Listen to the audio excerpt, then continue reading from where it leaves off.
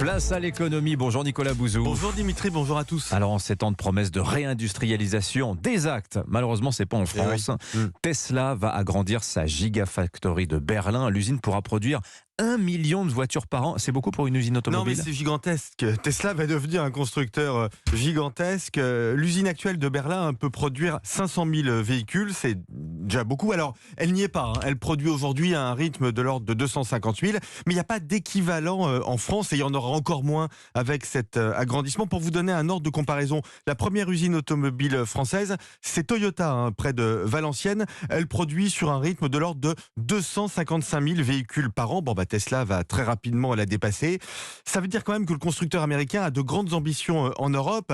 Oui, c'est le continent qui privilégie dans sa politique les ventes de véhicules électriques. Alors tout ça, ça se passe en Allemagne. C'est une bonne nouvelle pour le pays. C'est pourtant l'Allemagne, le pays qui combat le tout électrique en automobile. Elle vient, l'Allemagne, de faire bouger l'Europe, justement sur l'interdiction des véhicules à moteur thermique en 2035. Ouais, ça peut sembler paradoxal. L'Allemagne a réussi à faire introduire dans les véhicules autorisés par l'Union européenne ceux qui utiliseront des carburants de synthèse neutre en CO2.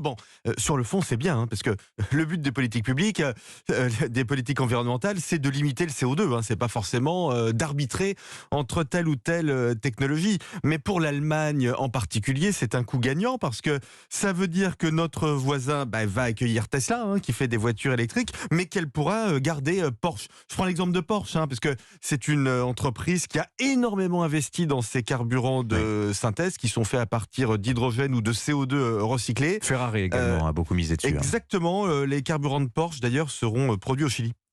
Et la France dans cette bataille?